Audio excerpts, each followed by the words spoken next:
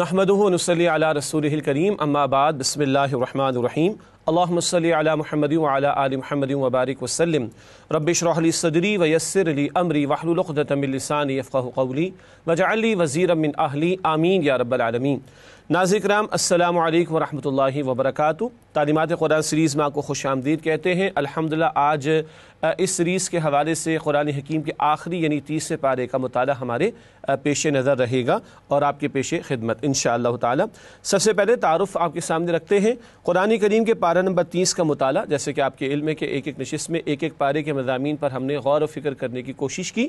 सूरत नबा आयत नंबर 1 तक सूरत नास आयत नंबर 6 ये मकामात शामिल हैं और ये 46 सूरतें बनती हैं जो आखिरी पारे में शामिल हैं।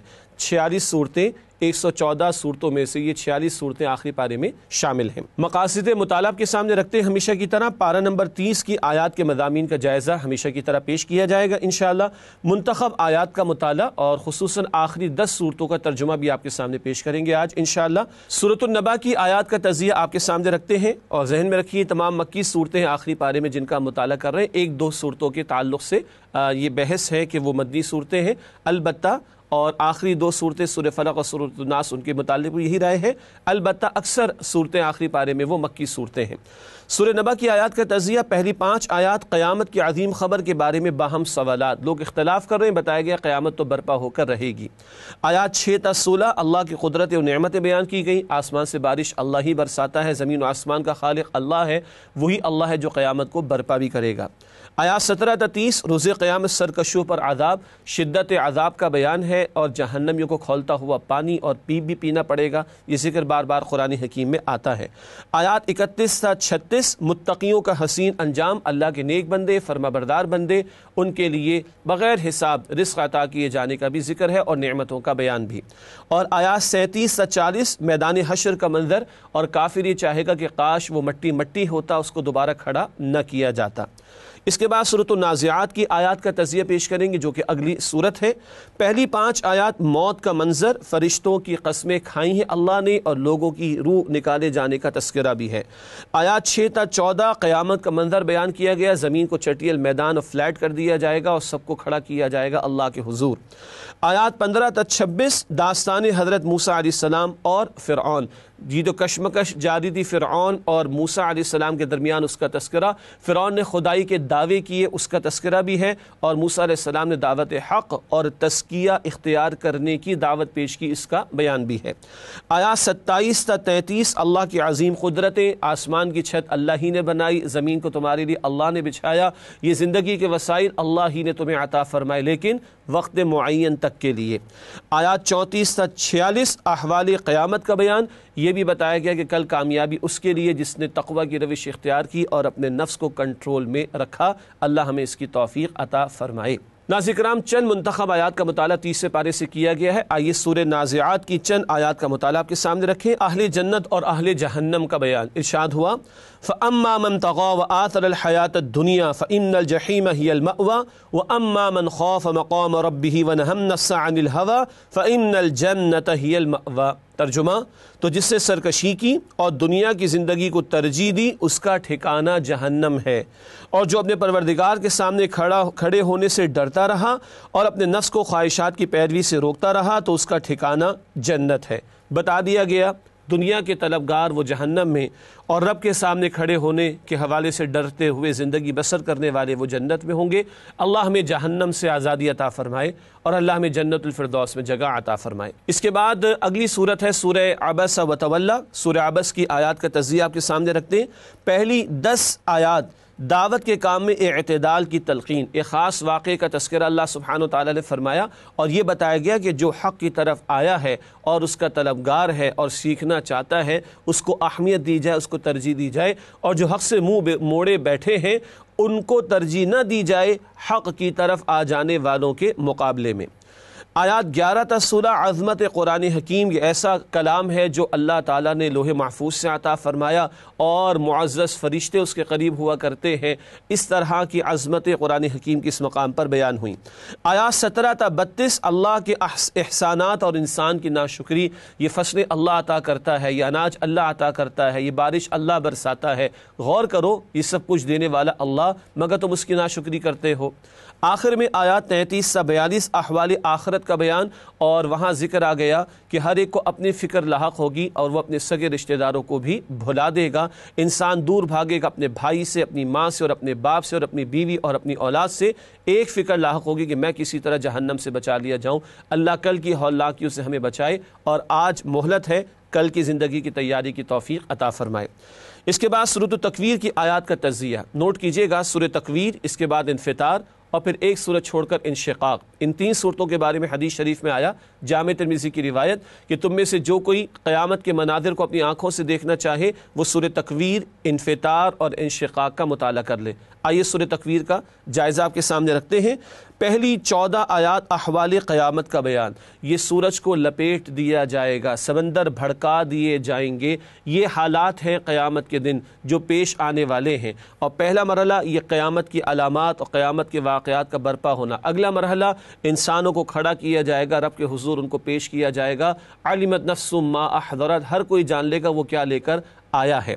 آیات 15 تا 29 رسول اکرم صلی اللہ علیہ وسلم کی سچائی کا بیان۔ مشرکین معاذ اللہ اعتراض کرتے، بھونڈے الزامات لگاتے، رب نے فرمایا کہ ایک بہت ہی معزز فرشتہ جبریل امین وہ لے کر آئے کلام محمد کریم علیہ السلام کے پاس، اور محمد کریم علیہ السلام نے سب کچھ پہنچا دیا، کوئی کمی نہیں کی۔ اللہ ہی کے آپ فرستادہ اور رسول ہیں، اور اللہ کے پیغام کو مکمل طور پر آپ نے بندوں تک پہنچایا ہے۔ اس کے بعد سورۃ الانفطار ہے، آئے اس کی آیات کا تجزیہ کرتے ہیں۔ پہلی 5 آیات قیامت کی نشانیوں کا بیان، آسمان پھٹے گا، ستارے جھٹ پڑیں گے، قبریں کھول دی جائیں گی، سمندر ابل پڑیں گے، اور علمت نفس ما قدمت واخرت، ہر کوئی جان لے گا اس سے کیا آگے بھیجا اور کیا پیچھے چھوڑا۔ آیات 6 تا 12 انکار جزا و سزا، کچھ لوگ وہ ہیں کہ جو ہے آخرت کو بھلائے بیٹھے ہیں اور کل کی پیشی کے لیے تیاری نہیں کر رہے۔ اللہ فرماتے اللہ نے یہ 2 فرشتے بٹھائے ہیں، کرامن کاتبین، سب کچھ لکھ رہے ہیں، مگر تمہارا حال ہے کہ تم جھٹلانے پر اڑے ہوئے ہو۔ آخر میں آیات 13 تا 19 جزا و سزا ہو کر رہے گی، اللہ کے سامنے پیش تو ہونا ہوگا، اور اس دن کیا ہوگا، لا تملک نفس لنفس شیئا، کوئی نفس کسی دوسرے نفس کے کام نہیں آئے گا، والامر یومئذ للہ، کل اختیار اس دن اللہ سبحانہ و تعالیٰ کے پاس ہوگا۔ اس کے بعد سورۃ المطففین ہے، اس کی آیات کا تجزیہ آپ کے سامنے رکھتے ہیں۔ پہلی 6 آیات ناپ تول میں کمی کرنے والوں کے لیے وعید یعنی ڈراوا بیان ہوا، اس پر ابھی منتخب آیات کے ذیل میں بات ہوگی انشاءاللہ۔ پھر آیات 7 تا 17 سرکشوں کے لیے بری سزا ہے، اور طرح طرح کے عذاب اللہ نے جھٹلانے والوں کے لیے تیار کر رکھے ہیں، ان کا بیان ہے۔ آیات 18 تا 28 نیکوکاروں کی بہترین جزا، اللہ کے نیک بندوں کے بہترین اور حسین انجام کا بیان ہے، اور وہاں ایسی شراب بھی انہیں ملے گی جس پر مہر لگی ہوئی ہوگی، مسک یعنی مشک کی، اور کئی نعمتیں اللہ سبحانہ وتعالی نے بیان فرمائی اپنے نیک بندوں کے لیے۔ آخر میں آیات 29 تا 36 مجرموں کا طرز عمل اور سزا، مشرکین و کفار اہل ایمان کا مذاق اڑاتے اور ان کے اوپر کومنٹس پاس کیا کرتے تھے، اور جب مسلمان نظر آتے ان کا مذاق اڑاتے تھے۔ اللہ فرماتے قیامت کا دن ہوگا، اللہ ایمان والوں کو موقع دے گا ان کفار اور مشرکین اور دین کے مخالفین اور اہل ایمان کا مذاق اڑانے والوں کا، ایمان والے مذاق اڑائیں گے، اللہ قیامت کے دن ایمان والوں کو یہ موقع عطا فرمائیں گے۔ اس کے بعد ناظرین کرام سورۃ المطففین کی منتخب آیات کا مطالعہ پیش خدمت ہے۔ آیات 1 تا 6 ناپ تول میں کمی کا انجام، ارشاد ہو رہا ہے وَيْلٌ لِّلْمُطَفِّفِينَ الَّذِينَ إِذَا اكْتَالُوا عَلَى النَّاسِ يَسْتَوْفُونَ وَإِذَا كَالُوهُمْ أَوْ وَّزَنُوهُمْ يُخْسِرُونَ أَلَا يَظُنُّ أُولَٰئِكَ أَنَّهُمْ مَبْعُوثُونَ لِيَوْمٍ عَظِيمٍ يَوْمَ يَقُومُ النَّاسُ لِرَبِّ الْعَالَمِينَ۔ ترجمہ، خرابی ہے ناپ تول میں کمی کرنے والوں کے لیے کہ جب لوگوں سے ناپ کر لیتے ہیں تو پورا پورا لیتے ہیں، اور جب ان کو ناپ کر یا تول کر دیتے تو کم کر دیتے ہیں۔ کیا یہ لوگ نہیں جانتے کہ مرنے کے بعد اٹھائے جائیں گے، یعنی ایک بڑے سخت دن میں جس دن تمام لوگ رب العالمین کے سامنے کھڑے ہوں گے۔ ناپ تول کی کمی صرف ترازو کے اندر نہیں ہوا کرتی، وہ رویوں میں بھی ہوتی ہے۔ ایک شخص اپنا حق تو لینا چاہتا ہے، فرض ادا نہیں کرنا چاہتا، یا اپنے لیے معیار کچھ اور ہے، دوسروں کے لیے معیار کچھ اور ہے، لینا پورا چاہتے، دینا نہیں چاہتے۔ سب سے بڑی ناپ تول کی کمی کہاں ہے؟ اللہ کی نعمتیں ساری استعمال کرنا چاہتے ہیں مگر اللہ کا شکر ادا نہیں کرتے، اللہ کے احکامات کی پیروی میں ڈنڈیاں مارتے ہیں۔ یہ سب سے بڑی ناپ تول کی کمی ہے۔ قیامت سامنے نہ ہو تو آدمی چھوٹے چھوٹے معاملات میں بھی ناپ تول کی کمی کرتا ہے۔ یاد رہے شعیب علیہ السلام کے قوم پر عذاب ناپ تول کی کمی کے جرم کی وجہ سے بھی آیا تھا۔ اس کے بعد سورۃ الانشقاق ہے، آئیے اس کی آیات کا تجزیہ آپ کے سامنے رکھیں۔ پہلی 5 آیات قیامت کی نشانیاں، ان کا تذکرہ ہے۔ آسمان جو ہے وہ پھٹ جائے گا، زمین شق ہو جائے گی، سب کچھ نکال کر باہر ڈال دے گی۔ پھر آیات 6 تا 19 اللہ کے سامنے حاضری پیش تو ہونا ہے، کتنی مشقتیں دنیا میں ہے، at the end of the day تمہیں قبر میں جانا کر اللہ کے سامنے کھڑا ہونا ہے۔ 2 گز کفن کے لیے کتنے جتن کر رہا ہے انسان، مگر جانا تو ہے قبر میں، اور پھر حشر کے میدان میں کھڑا ہونا ہے۔ نیک لوگوں کا آسان حساب ہوگا، اللہ ہمیں ان میں شامل فرمائے، اور جو دنیا میں مست رہے، مگن رہے، ان کے لیے پھر عذاب کا فیصلہ ہوگا، اللہ اس سے ہم سب کی حفاظت فرمائے۔ آیات 20 تا 25 انکار آخرت پر اظہار تعجب، یعنی تعجب اس بات پر ہے کہ لوگوں کے سامنے اتنی واضح دلائل پیش ہو گئے مگر لوگ قبول کر نہیں دے رہے اور جھکتے نہیں، اللہ کی بات کو قبول کرتے نہیں، اس کا تذکرہ ہے۔ پھر سورۃ البروج ہے، اس کی آیات کا تجزیہ آپ کے سامنے رکھتے ہیں۔ آیات 1 تا 11 ظالموں کی مذمت، مظلوموں کی تحسین، ماضی کے ایک واقعے کی طرف اشارہ، کئی واقعات مفسرین نے نقل کیے، بہرحال ان سب کا انطباق ہو سکتا ہے کہ اہل ایمان پر بڑے مشکل حالات ماضی میں آئے ہیں، اور یہ وہ دور تھا، ایک وقت جب ایمان والوں کو خندقیں کھود کر ان میں آگ جلا کر اس میں ڈالا گیا ہے، اور ظالم یہ نظارے کر رہے تھے، مگر پھر ان ظالموں پر بھی اللہ کا عذاب آیا۔ مگر ایمان وہ قوت اور طاقت ہے کہ بندوں نے، ایمان والوں نے آگ میں جلنا گوارا کر لیا مگر حق کو چھوڑنا گوارا نہ کیا۔ ان واقعات میں بڑی سبق آموزی ہے، اور ایمان والوں کی مظلومیت کا ذکر بھی ہے، اور ظالموں کی سرکشی کا بیان، اور ان کے لیے عذاب کا تذکرہ بھی۔ آیات 12 تا 20 اللہ کی قدرت و جلال کا بیان، اللہ ہی ہے جس نے سابق قوم ثمود وغیرہ کو تباہ و برباد کیا، اللہ ہی جس کے ہاتھ میں کل اختیار ہے، اور اللہ ہی ہے جس سے قرآن حکیم لوح محفوظ سے عطا فرمایا ہے۔ پھر سورۃ الطارق ہے، آئیے اس کی آیات کا تجزیہ کریں۔ پہلی 10 آیات آخرت کے بارے میں شبہات کا جواب، اللہ تعالیٰ نے طارق کی قسم کھائی اور اس میں بڑی حکمتیں ہیں، اللہ نے بتایا کہ ہر ایک پر ایک محافظ ہے، اور وہ خود اللہ سبحانہ و تعالیٰ کی ذات بابرکات۔ اللہ نے بتایا کہ یوم تبلی السرائر، سینوں کے اندر جو کچھ راز ہیں وہ پیش کر دیے جائیں گے کھول کر قیامت کے دن۔ پھر آیات 11 تا 17 قرآن فیصلہ کن کلام ہے، یہ ڈیسائسو ورڈ ہے اللہ سبحانہ و تعالیٰ کی طرف سے، اس پر بات کرتے منتخب آیات کے مطالعے میں۔ سورۃ الطارق کی منتخب آیات کا مطالعہ پیش خدمت ہے۔ آیات 13 اور 14 قرآن کریم فیصلہ کن کلام، ارشاد ہوا انہ لقول فصل وما ہوا بالہزل، ترجمہ بے شک یہ قرآن فیصلہ کن کلام ہے اور یہ کوئی بیہودہ بات نہیں ہے، معاذ اللہ، مطلب یہ کہ بیکار شے نہیں کہ جس کو تم اگنور کر دو، نظر انداز کر دو، یہ فیصلہ کن ہے۔ حدیث مسلم شریف میں اللہ اس قرآن کی بدولت قوموں کو عروج عطا فرمائے گا اور اس کو ترک کر دینے کی وجہ سے قوموں کو ذلیل اور رسوا کر دے گا۔ یہ تو ہے دنیا کا بیان۔ آخرت کے تعلق سے حدیث مسلم شریف میں یہ قرآن تمہارے حق میں حجت ہوگا یا تمہارے خلاف شکایت کرنے والا ہوگا، اس کے حقوق ادا کریں گے تو انشاءاللہ ہمارے لیے یہ سفارش کرنے والا ہوگا۔ استاد محترم ڈاکٹر اسرار احمد صاحب رحمۃ اللہ علیہ نے بارہا بیان کیا، ان کا معروف کتابچہ ہے مسلمانوں پر قرآن مجید کے حقوق، اس پر ایمان بھی، اس کی باقاعدہ تلاوت، اس کو سمجھنے کی کوشش، اس پر عمل اور اس کے احکامات کے نفاذ کی جد و جہد اور اس کے پیغام کو دوسروں تک پہنچانا، یہ کریں گے تو دنیا میں بھی عروج ملے گا اس امت کو اور آخرت میں بھی انشاءاللہ کامیابی ملے گی۔ اس کے بعد سورۃ الاعلیٰ کی آیات کا تجزیہ، جمعے کی نماز میں اور عید کی نماز میں اور وطر کی پہلی رکعت میں نبی کریم علیہ السلام اس سورت کی تلاوت فرمایا کرتے تھے۔ آیات 1 تا 8 ذکر اور صبر کی تلقین، اللہ کی تسبیح کرنے کی تلقین کی گئی ہے اور دعوت حق کے معاملات کو بیان کرتے ہوئے صبر کی طرف اشارہ بھی کیا گیا ہے۔ آیات 9 تا 19 تذکیر کا حکم ہے کہ فرمائے کہ نصیحت کیجئے، نصیحت کرنا فائدہ دیتا ہے۔ یہ بھی بتایا گیا کہ جو چاہے گا وہ قبول کر لے گا اور جس سے قبول نہیں کرنی اس کا اپنا نقصان ہوگا۔ یہ بھی بتایا گیا کہ تم دنیا کو ترجیح دیتے ہو حالانکہ اصل زندگی تو وہ آخرت کی ہے جو بہتر بھی ہے اور ہمیشہ رہنے والی بھی۔ اس کے بعد سورۃ الغاشیہ کی آیات کا تجزیہ، سورۃ الغاشیہ جمعے کی دوسری رکعت میں اور عیدین میں بھی دوسری رکعت میں نبی علیہ السلام تلاوت فرمایا کرتے تھے۔ پہلی 7 آیات گناہ گاروں کا برا انجام، نگاہیں جھکی ہوئی ہوں گی اور سخت مشقتوں میں ہوں گے عذاب کے، اور انتہائی کانٹے دار گھاس ان کو کھانے کو دی جائے گی۔ استغفر اللہ۔ آیات 8 تا 16 نیکوکاروں کا حسین انجام، جنت میں مزے کر رہے ہوں گے، مخملی ان کے بستر ہوں گے، درخت ان کے لیے جھکے ہوئے ہوں گے۔ بہت ساری نعمتوں کا تذکرہ بار بار قرآن نے کیا۔ آخر میں آیات 17 تا 26 اللہ کی قدرت و جلال کی یاد دہانی۔ ایک طرف تو یہ اونٹ کو دیکھو کس نے بنایا، زمین کو دیکھو کس نے سجایا، آسمان کو دیکھو کس نے بلند کیا، پہاڑوں کو دیکھو کس نے جمایا، یہ اللہ ہی کی قدرت ہے۔ اور ہاں، کل اللہ کے سامنے پیش ہونا ہے اور اللہ حساب لینے کے لیے کافی ہے۔ اللہ ہم سب کے حساب کو آسان فرمائے۔ اس کے بعد سورۃ الفجر کی آیات کا تجزیہ۔ پہلی 5 آیات روحانی فیوز و برکات عطا ہونے والے اوقات، فجر کا وقت ہے، تہجد کا وقت ہے، اور ایک رائے کے مطابق رمضان مبارک کے آخری عشرے کی راتوں کا ذکر یا ذی الحجہ کے شب و روز کا بیان، اس کی طرف بھی اشارہ۔ ان اوقات میں بڑے روحانی فیوز و برکات حاصل ہونے کا امکان بلکہ یقین ہے، اس کی طرف توجہ ہے ان قسموں میں ایک رائے کے مطابق۔ آیات 6 تا 26 دنیا پرستوں کی شدید مذمت، قوم عاد، قوم ثمود کی ہلاکت، فرعون اور قوم لوط کی ہلاکت کا بیان۔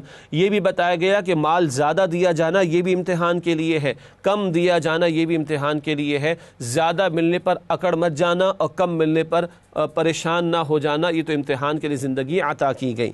آیات 27 تا 30 خدا پرستی کا عظیم بدلہ کہ جو اللہ کے ہو رہے، اللہ تعالیٰ فرمائے گا ارجعی الی ربک راضیۃ مرضیہ، لوٹ آئے اطمینان والی روح اپنے رب کی طرف، وہ تجھ سے راضی اور تو اس سے راضی۔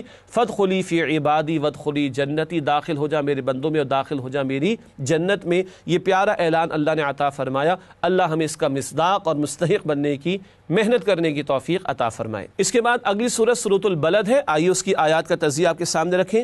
پہلی 4 آیات انسان کی پر مشقت زندگی کا ذکر۔ طے شدہ بات ہے، انسان مشقت میں ہے، پیٹ کھانے کو مانگتا ہے، وجود کپڑا مانگتا ہے، رہنے کو چھت کی ضرورت ہے، بیوی بچوں کی کفالت کرنی ہے، یہ مشقت تو ہے، مگر سب سے بڑا معاملہ آخرت کا ہے، اس کی طرف بھی توجہ رہے۔ اس کے بعد آیات 5 تا 10 ناپسندیدہ صدقہ و خیرات، مراد یہ کہ دکھاوے کے لیے مال خرچ ہو رہا ہے، اپنی ذات پر بھی عیاشیوں میں خرچ ہو رہا ہے اور دکھاوے کے لیے خرچ ہو رہا ہے تاکہ واہ واہ ہو جائے، اس کی نفی ہے۔ پھر آیات 11 تا 16 پسندیدہ صدقہ و خیرات، گردنوں کو آزاد کرانا، اللہ کے وہ بندے کے جو محتاج ہیں ان کی مدد کرنا، یہاں تمہارا مال خرچ ہونا چاہیے مگر اللہ کی رضا کے لیے۔ آیات 17 تا 20 قرب الہی کے حصول کے لیے سلوک قرآنی، یعنی اللہ کا قرب چاہتے ہو تو قرآن نے کیا طریقہ بتایا، خیر کے کام تو کرنا، لیکن پھر ثم کان من الذین آمنوا، پھر وہ ایمان والوں سے جڑے، اجتماعی زندگی اختیار کرے اور خیر کے کاموں میں اپنے آپ کو اور بڑھانے کی کوشش کرے۔ اس کے بعد سورۃ البلد کی منتخب آیات کا مطالعہ آپ کے سامنے رکھنا چاہیں گے انشاءاللہ۔ سورۃ البلد آیات 11 تا 16 کردار کی بلندی کیسے؟ ارشاد ہو رہا ہے فَلَقْتَحَمَ الْعَقَبَةَ وَمَا أَدْرَاكَ مَا الْعَقَبَةُ فَكُّ رَقَبَةٍ أَوْ إِطْعَامٌ فِي يَوْمٍ ذِي مَسْغَبَةٍ يَتِيمًا ذَا مَقْرَبَةٍ أَوْ مِسْكِينًا ذَا مَتْرَبَةٍ۔ ترجمہ، مگر وہ نیکی کی دشوار گزار گھاٹی سے نہیں گزرا، اور تمہیں کیا معلوم کہ وہ دشوار گزار گھاٹی کیا ہے، کسی گردن کو غلامی یا قرض سے چھڑانا، یا بھوک کے دن کسی یتیم رشتہ دار کو یا خاکسار مسکین کو کھانا کھلانا۔ مراد کردار کی بلندی چاہتے ہو تو مشقت سے گزرنا ہوگا۔ مشقت کیا ہے؟ اللہ کی راہ میں مال کا خرچ کرنا، یتیموں کو مسکینوں کو کھلانا، یہ کام کرو گے تو کردار کی بلندی ملے گی۔ تم چاہو کہ ویسی تمہاری واہ واہ ہو جائے تو اس طرح واہ واہ نہیں ہوا کرتی۔ اس کے بعد سورۃ الشمس، اس کی آیات کا تجزیہ۔ پہلی 10 آیات کامیابی اور ناکامی کی وضاحت۔ اللہ نے کئی قسمیں کھا کر فرمایا قد افلح من زکاہا وقد خاب من دساہا، کامیاب وہ ہوگا جو نفس کا تزکیہ کر لے، اور ناکام وہ ہوگا جو اس نفس کو برباد کر دے۔ مراد نفس کا غلام بن کر اس کی پیروی کرے اور رب کی پیروی کی کوشش نہ کرے، وہ ناکام ہوگا۔ آیات 11 تا 15 ایک ناکام قوم کی عبرت ناک مثال، قوم ثمود کا ذکر ہے۔ صالح علیہ السلام کی قوم اونٹنی کا معجزہ عطا ہوا مگر پیغمبر کی بات نہ مانی اور اس اونٹنی کو معاذ اللہ ہلاک کر ڈالا، تو اس قوم پر اللہ کا عذاب نازل ہوا۔ ناظرین کرام، ایک وقفہ لیتے ہیں، اس کے بعد انشاءاللہ مزید اگلی صورتوں کا مطالعہ آپ کے سامنے پیش کریں گے۔ السلام علیکم ورحمۃ اللہ وبرکاتہ۔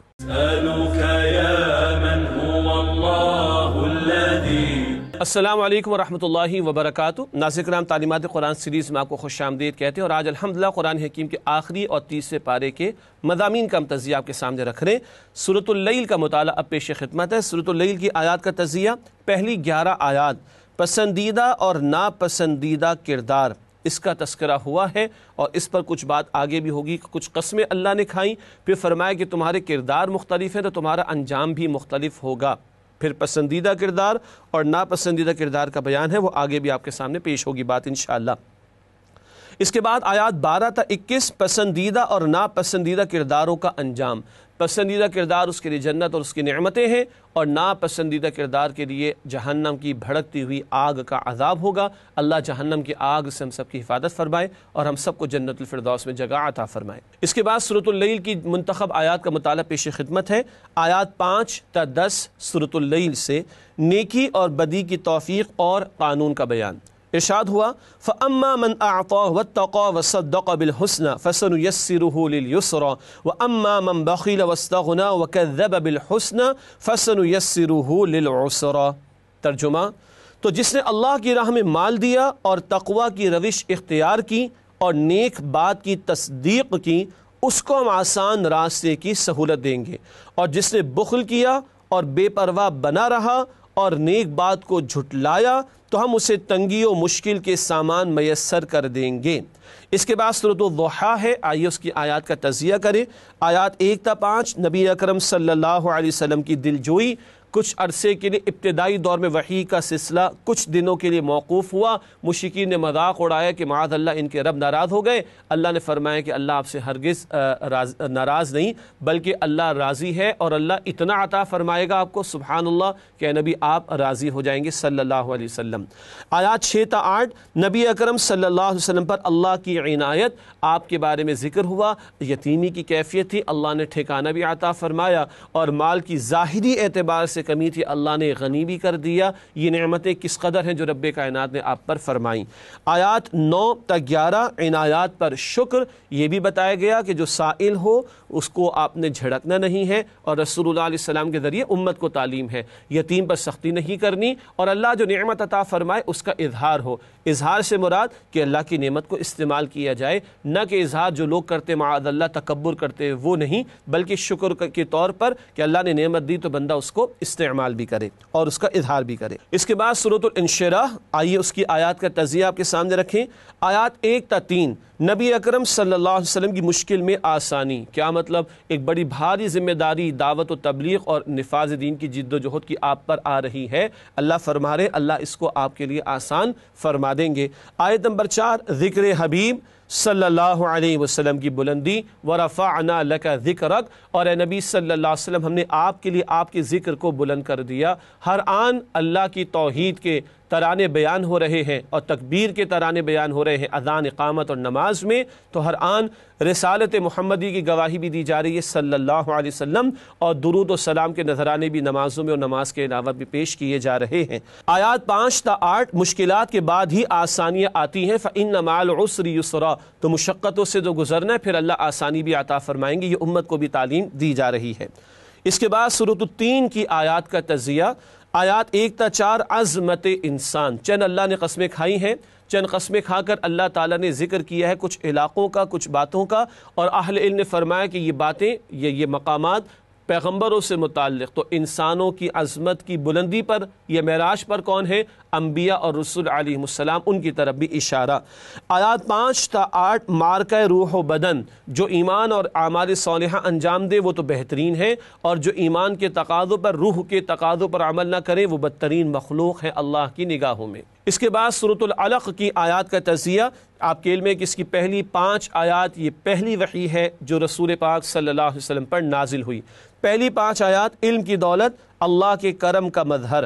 علم بہت بڑی دولت ہے، پہلی وحی میں اقرا کی طرف توجہ، البتہ اقرا بسم ربک کہا، پڑھو مگر اپنے رب کے نام سے، یہ نہیں کہ علم بڑھتا چلا جا رہا ہے اور رب سے دوری ہوتی چلی جا رہی، تو یہ وبال ہو جائے گا، یہ جہالت کا معاملہ ہو جائے گا۔ علم کو تابع رکھنا ہے رب کے کلام کے، رب کے نام کے، تب وہ سارے علوم اور دیگر جو فنون ہیں وہ انسانوں کے لیے نفع بخش ثابت ہوں گے۔ آیات 6 تا 8 انسان کی سرکشی کا علاج خوف خدا۔ اللہ کا خوف دل میں نہ ہو تو انسان سرکشی پر اتر آتا ہے، اللہ کا خوف دل میں پیدا ہو، یہ پیغمبروں کی دعوت کا بنیادی نقطہ۔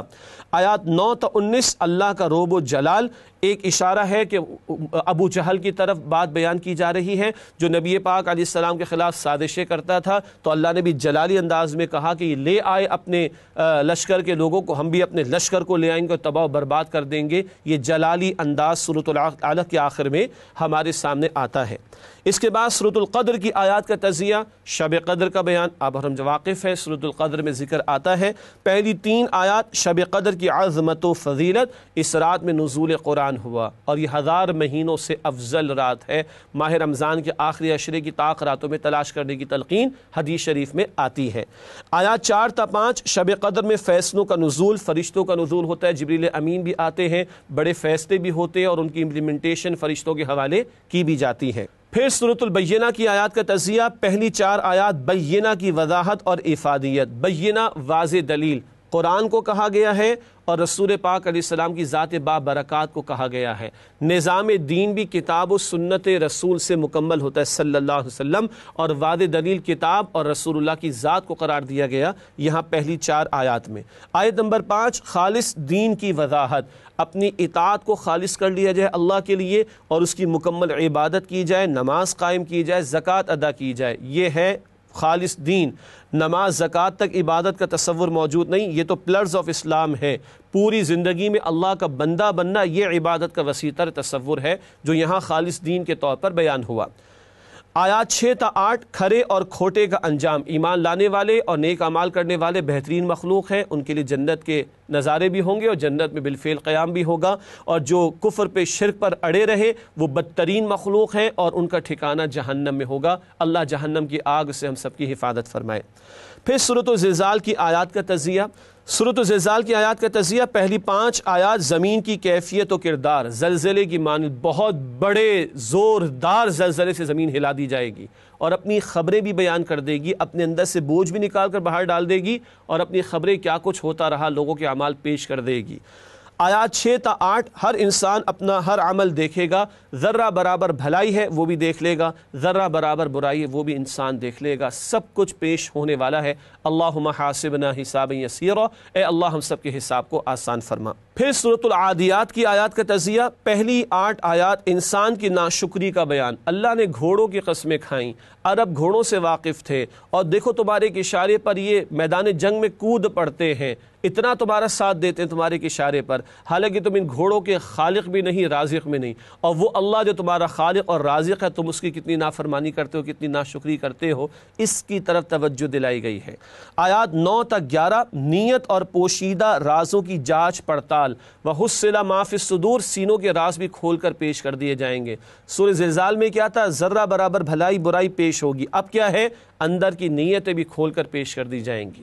اس کے بعد سورۃ القارعہ کی آیات کا تجزیہ، پہلی 4 آیات روز قیامت کی ہولناک آفت، القارعہ کھڑ کھڑانے والی، اللہ اکبر، اور کیا ہوگا؟ وَتَكُونُ الْجِبَالُ كَالْعِهْنِ الْمَنْفُوشِ، یہ پہاڑ روئی کی طرح اڑتے پھرے تمہیں دکھائی دیں گے، وہ ہولناکی ہے کل کی جو بیان کی گئی۔ آیات 6 تا 11 اعمال کی بنیاد پر اچھا اور برا انجام، جن کے اعمال کے وزن بھاری، نیکیاں زیادہ، وہ عمدہ زندگی میں ہوں گے، اللہ ہمیں ان میں شامل فرمائے، اور جن کے اعمال کے وزن ٹھیک نہیں ہیں، برائیاں زیادہ ہیں، وہ بہت ہی بھڑکتی ہوئی آگ میں ڈالے جائیں گے، اللہ تعالیٰ اس سے میری اور آپ کی ہم سب کی حفاظت فرمائے۔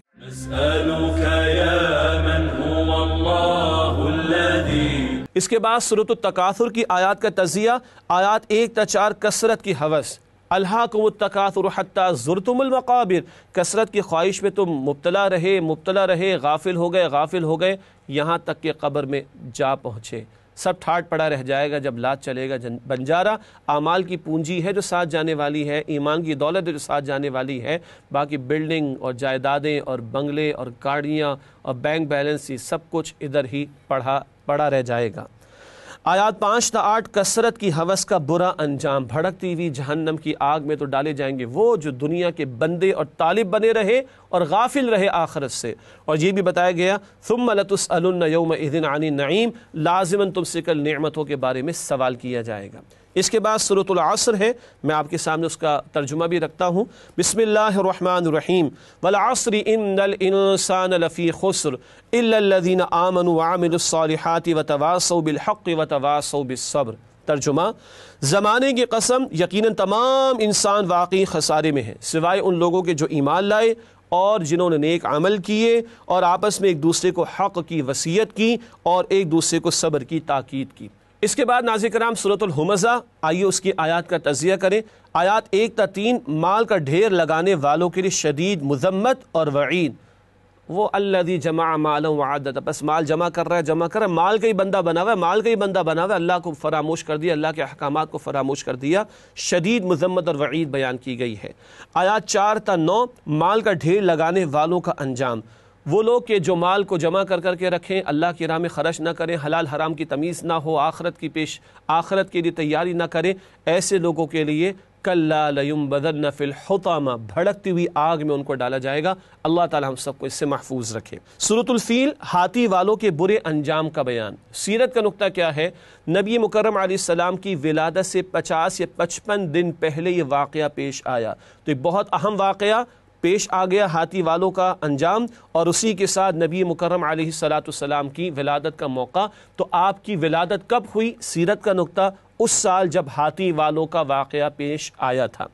بسم اللہ الرحمن الرحیم، الم تر کیف فعل ربک باصحاب الفیل الم یجعل کیدہم فی تضلیل وارسل علیہم طیرا ابابیل ترمیہم بحجارۃ من سجیل فجعلہم کعصف مأکول۔ ترجمہ، کیا تم نے نہیں دیکھا کہ تمہارے پروردگار نے ہاتھی والوں کے ساتھ کیا کیا؟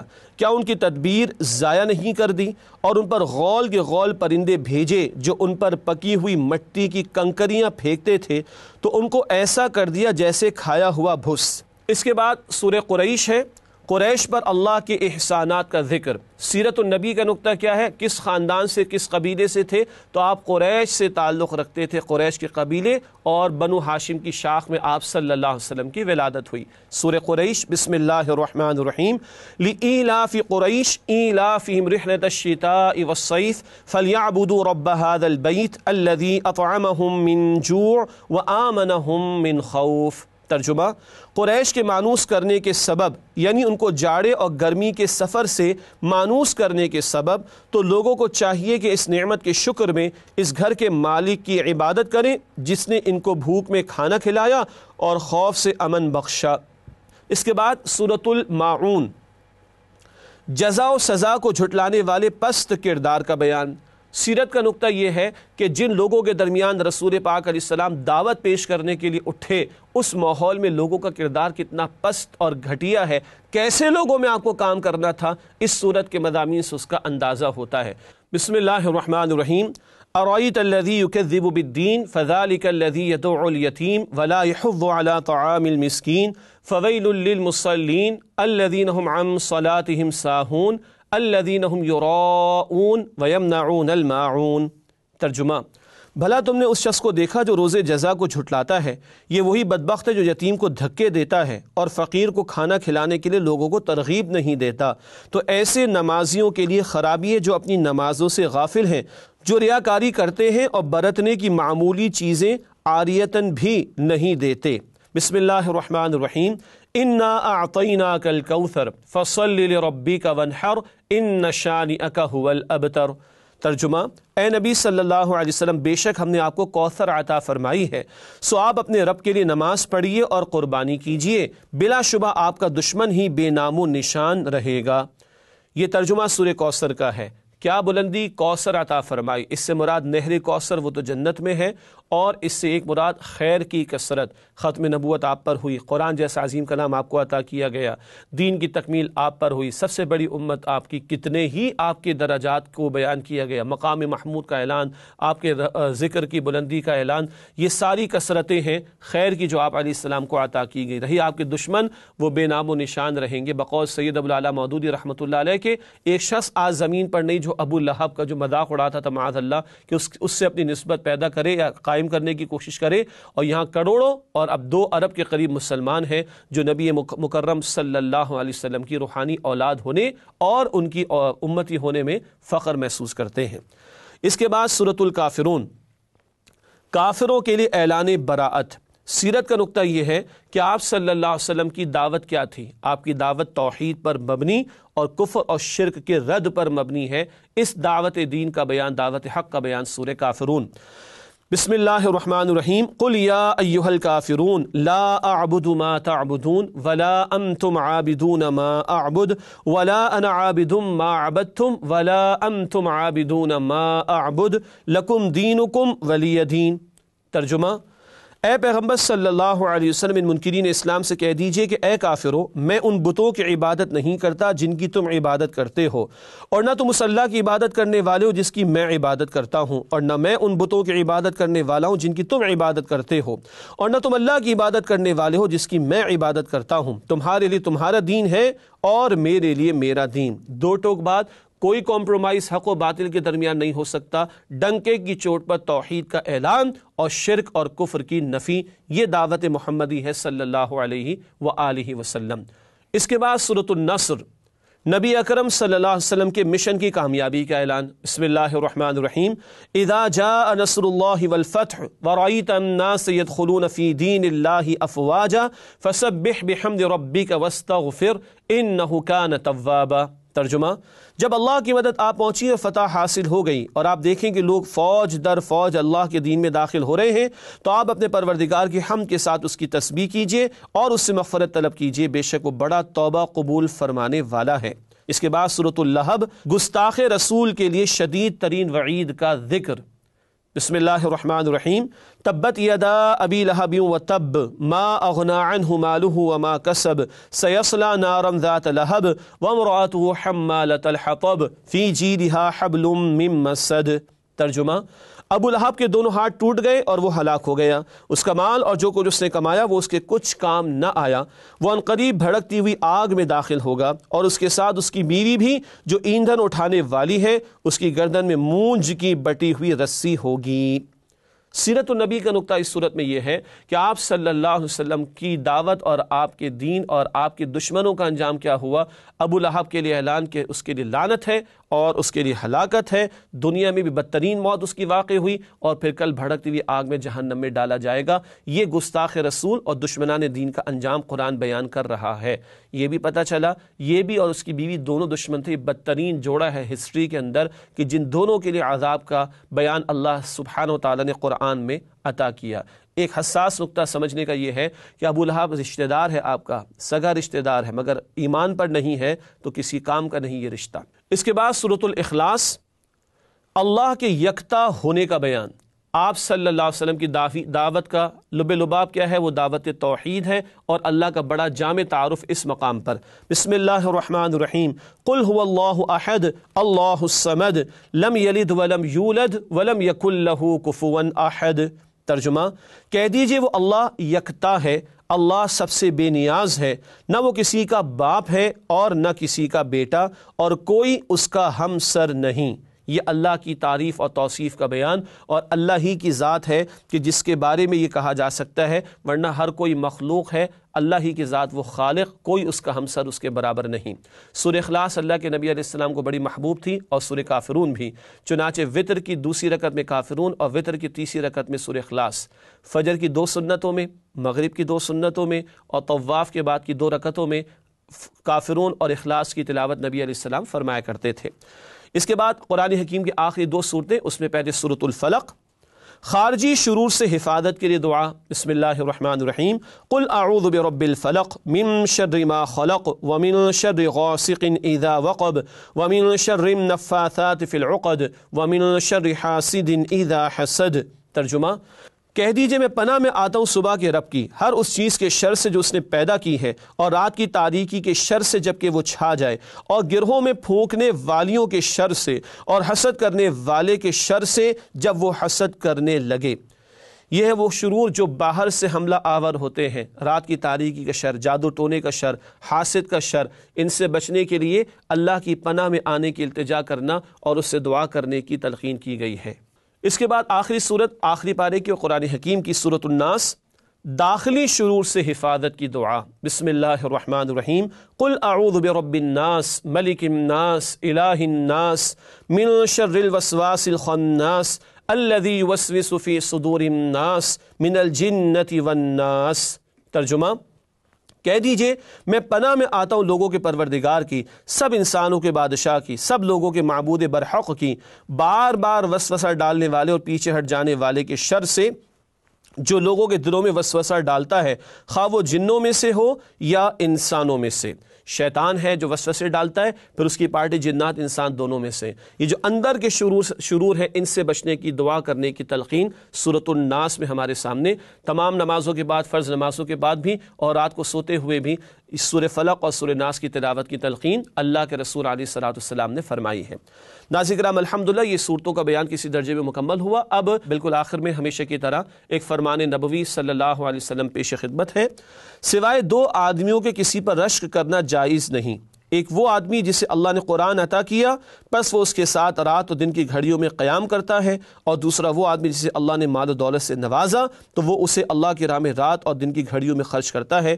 صحیح مسلم کی روایت۔ اللہ اسی طرح ہم سب کو قرآن کے لیے قبول فرمائے کہ ہم دن رات اس قرآن سے جڑنے والے اور اس قرآن کے حقوق کو ادا کرنے والے اور اس قرآن کے تقاضوں پر عمل کرنے والے بنے۔ آمین یا رب العالمین۔ وآخر دعوانا ان الحمد للہ رب العالمین، والسلام علیکم ورحمۃ اللہ وبرکاتہ۔ نسألك يا من هو الله الذي